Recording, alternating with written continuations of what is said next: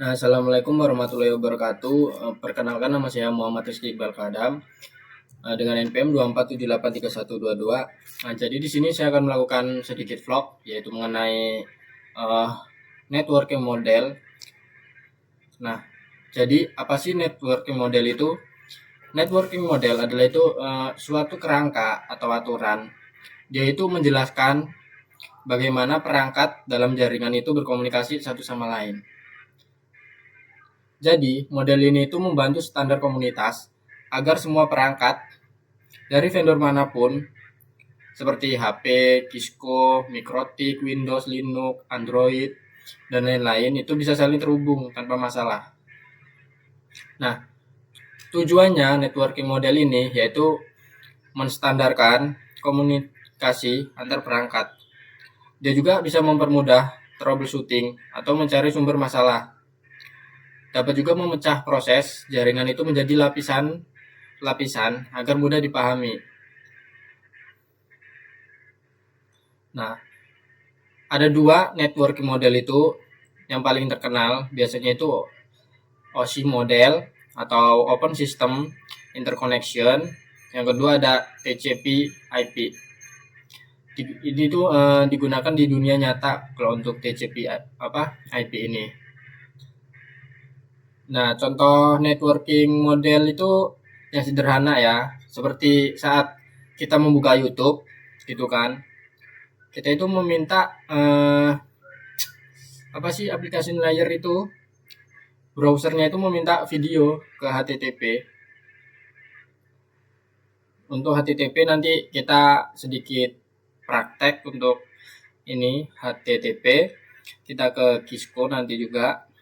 Di situ akan kita sedikit praktek juga. Nah, jadi ya kesimpulannya itu networking model itu struktur atau lapisan, dia itu yang ngejelasin bagaimana jaringan itu bekerja gitu. Jadi ya si networking model ini itu memudahkan komunikasi itu antar perangkat.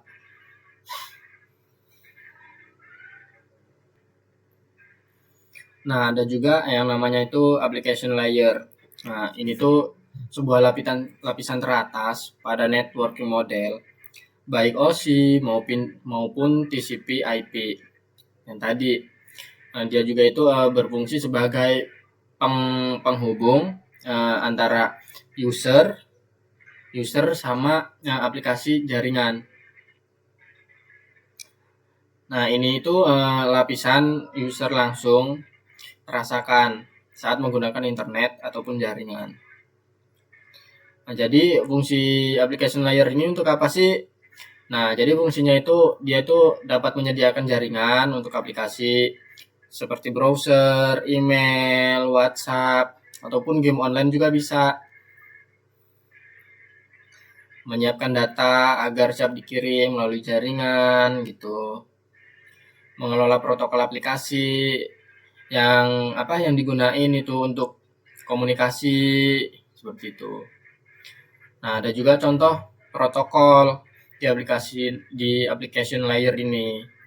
Protokolnya yaitu seperti HTTP, HTTPS. Nah, kalau itu tuh dia tuh fungsinya tuh untuk membuka sebuah website. Jika FTP itu transfer file, DNS menerjemahkan nama domain ataupun IP. Nah, masih banyak lagi. Nah, ya. Jadi ada contoh penggunaannya juga saat membuka Google dari browser kan. Kalau seumpama kayak kita mengetik google.com, nah itu tuh udah sama aja application layer. Seperti itu. Nah, jadi ya kesimpulannya application layer ini itu lapisan ya kan yang langsung berinteraksi dengan si aplikasi dan pengguna. Jadi pengguna itu maksudnya yang gunain gitu, yang gunain aplikasi. Bertanggung jawab juga, si application layer ini bertanggung jawab juga untuk menyediakan layanan jaringan seperti HTTPS, DNS, email, dan transfer file. Jadi kurang lebihnya seperti itu. Nah, jadi di sini coba kita langsung ke, saya mau coba ke ke prakteknya aja. Nah, di sini kita buat, yaitu kita memakai server. Kalau yang kemarin kan kita memakai dua PC nih, sekarang kita menghubungkan PC dengan si server ini. Kita hubungkan dulu. Ini ke sini. Oke. Nah, di sini untuk IP-nya kita isi 192.168.1.1. Untuk subnetnya ini aja udah. Untuk PC 0 IP-nya kita isi 192.168.1.2. Sebenarnya sama aja buat si server sama si PC ini. Cuman bedanya itu kalau untuk si server yaitu prosesornya lebih bagus kan, penyimpanannya lebih banyak tuh. Sebenarnya hampir sama. Nah, setelah itu kita coba ping.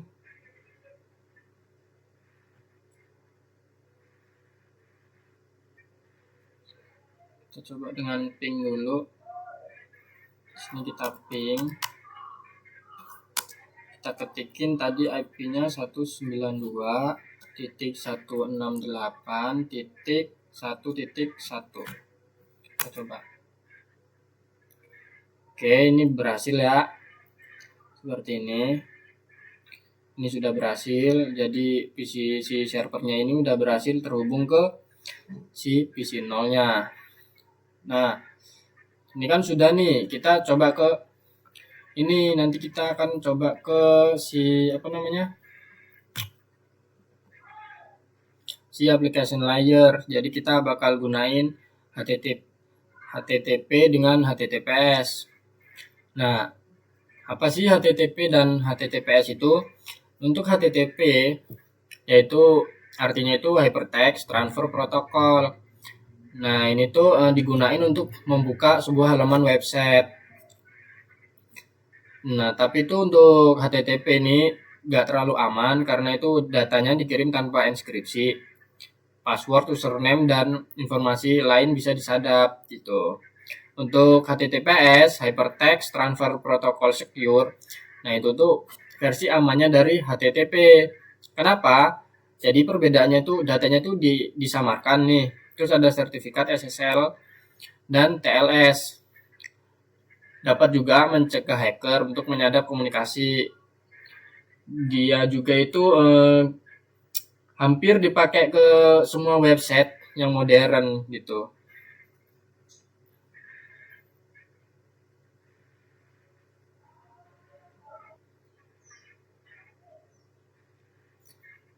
Nah, jadi kita coba untuk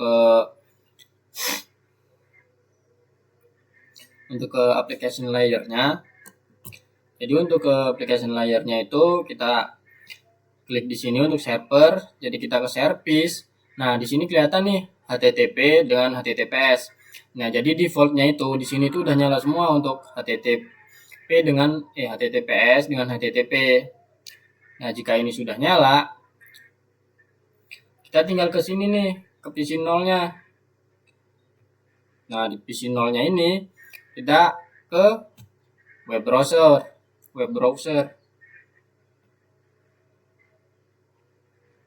Nah, gimana sih cara penggunaan application layer-nya? Nah, jadi di sini kita tinggal panggil yaitu menggunakan IP. Tadi IP-nya berapa? 192.168.1.1. Jika sudah kita go. Nah, nih keluar nih di sini. Jadi inilah bagaimana sih cara si website ini bekerja. Jadi seperti ini dia tampilannya. Nah, di sini juga bisa dirubah nih untuk tulisan Cisco pakai tracker ini.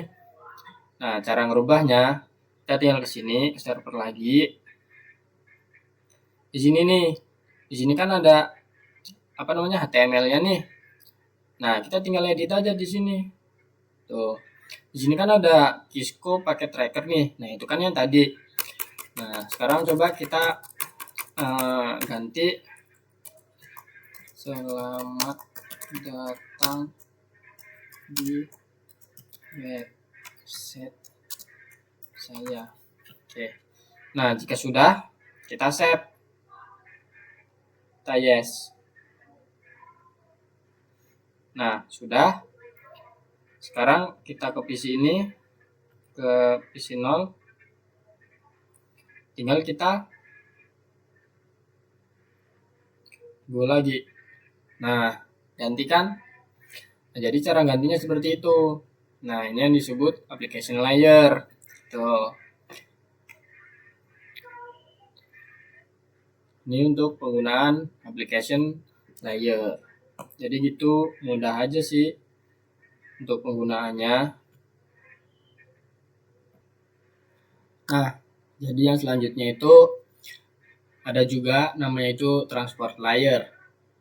Nah, ini tuh yaitu lapisan keempat pada OSI atau model, dan lapisannya mengatur. Jadi itu bagaimana sebuah data itu dikirim dari satu perangkat ke perangkat yang lain secara end to end. Nah, lapisan ini juga itu dia tuh memastikan data sampai lengkap, berurutan, tanpa adanya error. Ataupun juga dia itu cepat tanpa harus lengkap, tergantung protokolnya. Nah, jadi fungsi utama transport layer ini yaitu dia itu dapat memecah data besar menjadi segmen kecil, yaitu lalu disusun kembali di tujuannya. Setelah itu end to end communication. Jadi mengatur sebuah komunikasi antara aplikasi di dua perangkat. Ada juga flow control. Nah, dia itu mengatur kecepatan pengiriman data agar tidak overload. Jadi maksud overload itu kepenuhan lah, datanya kebanyakan gitu. Nah, ada juga error control. Ini tuh memastikan datanya itu sampai tanpa kerusakan. Nah, maksudnya jadi tuh jika seumpama nih data yang ditransfer itu sampai dengan data yang rusak, jadi dia itu bahkan dikirim ulang gitu datanya agar tidak rusak gitu, dikirim ulang. Jika ada yang rusak, dia akan dikirimkan ulang gitu sampai tidak ada yang rusak. Seperti itu. Nah, jadi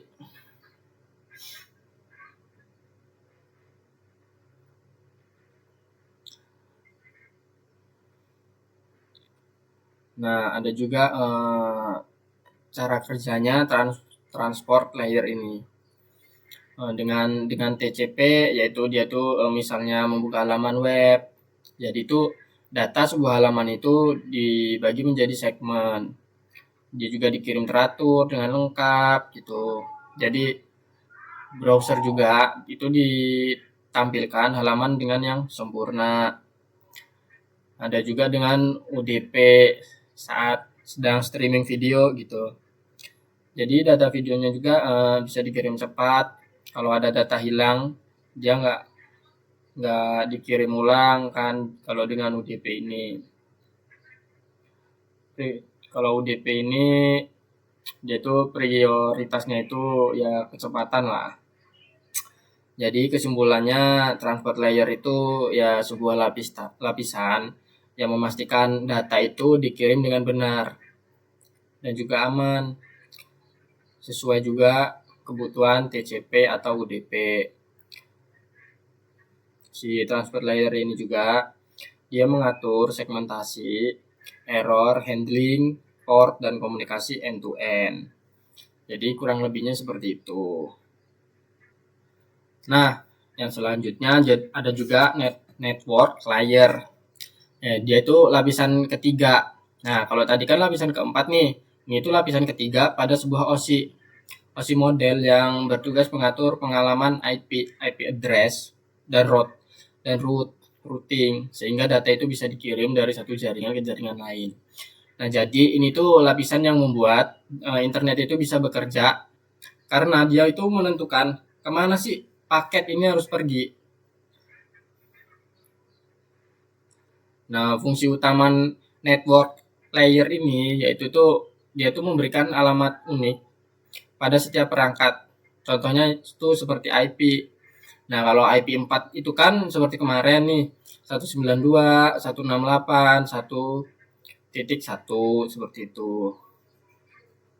Jadi tadi dia itu menentukan tujuan sebuah data itu mau dikirim kemana gitu.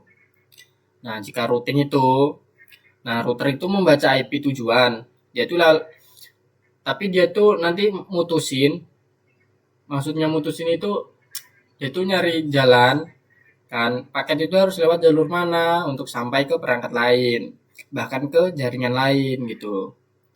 Tanpa network layer, komunikasi hanya bisa dalam apa sih di dalam satu jaringan lokal aja gitu.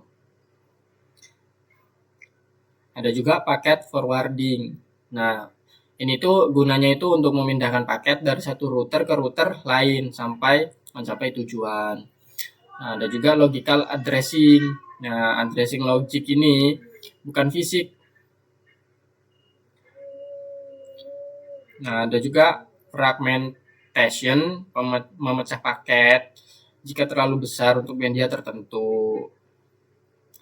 Nah, contoh kerjanya ini si contoh kerja network layer ini yaitu seperti membuka browser, ya kan, ataupun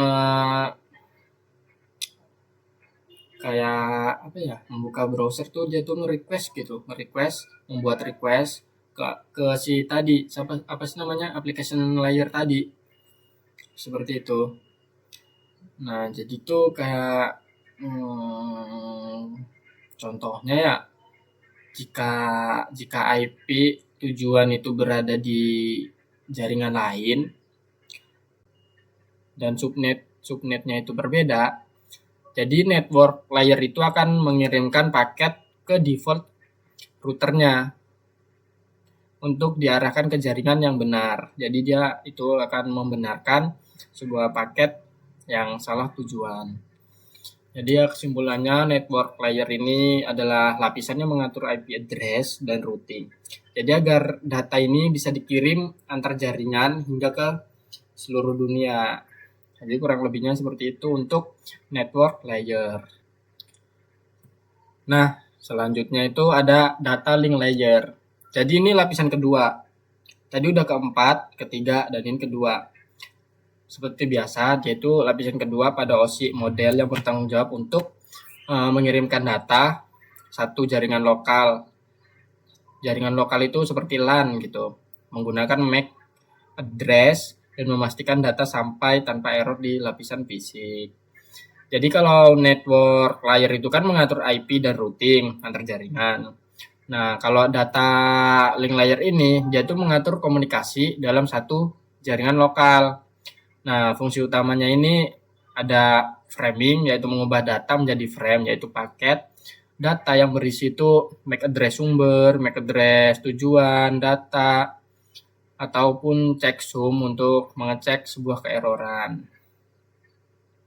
Ada juga ini MAC addressing, yaitu menggunakan alamat fisik pada setiap perangkat jaringan. Ada contohnya itu seperti 00, 12, 2B, 3C, 4D, 5E. Dan juga error detection. Jadi itu dia tuh ngecek apakah frame ini rusak saat dikirim lewat kabel WiFi. Kalau ada error, frame-nya itu dibuang. Seperti itu. Ada flow control, mengatur kecepatan pengiriman data antar dua perangkat. Jadi agar tidak terjadi sebuah tabrakan data. Ada media access control. Dia memutuskan kapan perangkat boleh mengirim data agar tidak terjadi benturan, terutama pada jaringan wireless. Jadi kurang lebihnya seperti itu.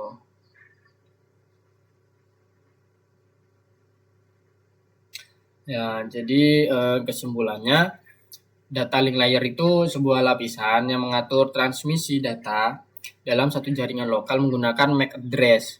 Yaitu datanya itu dikemas menjadi frame, lalu mendeteksi sebuah error, mendeteksi seumpama ada keeroran. Jadi begitu. Nah, untuk yang selanjutnya ada encapsulation dan decapsulation. Nah, jadi ini penting juga dalam komunikasi jaringan yang terjadi saat data dikirim dan diterima antar perangkat. Biasanya ini tuh terjadi di setiap lapisan OSI atau TCP/IP. Jadi di sini kita akan menjelaskan tentang enkapsulasi dulu. Enkapsulasi ataupun pembungkusan data adalah sebuah proses membungkus data dari aplikasi dengan header dan footer. Setiap kali turun ke lapisan yang lebih rendah. Jadi ini tuh terjadi saat data itu dikirim gitu. Nah, jadi setiap turun satu layer, data itu selalu ditambah informasi ataupun header. Di sini ada decapsulation, yaitu membuka data. Ini kebalikannya dari encapsulation tadi.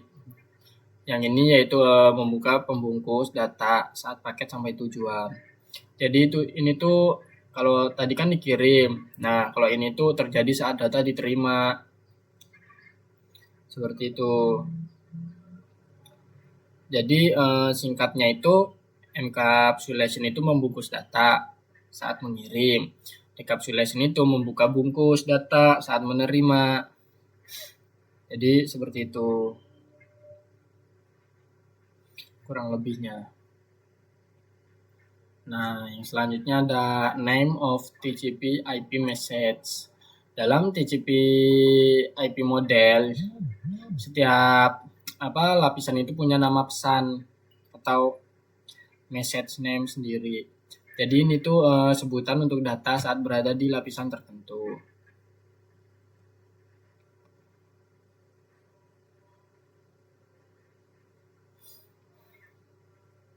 Jadi nama pesan di setiap layer TCP itu seperti ada data, terus segmen TCP atau datagram, UDP, ada paket, terus ada frame, seperti itu. Terus ada di sini detailnya itu application layer yaitu data, transport layer itu segmen atau TCP, terus internet layer itu paket, link layer itu frame, physical layer itu bits. Seperti itu kurang lebihnya untuk si name of TCP IP message. Jadi itu nama-namanya. Jadi namanya ada data, segmen atau datagram, paket, package, ada frame. Di itu. Nah, selanjutnya ada TCP IP vs OSI model. Nah, jadi di sini tuh kalau OSI model itu ada 7 layer. Yang pertama application, presentation, session, transport, network, data link, physical. Sedangkan TCP IP model itu 4 layer. Jadi ini tuh kalau TCP/IP model itu yang benar-benar dipakai pada internet modern, sedangkan OSI model itu digunakan untuk pembelajaran teori jaringan. Di TCP/IP model ini kan ada 4 layer nih. Nah, yang pertama itu application, transport, internet, network access, dan link. Nah, di sini ada perbedaan cara kerjanya.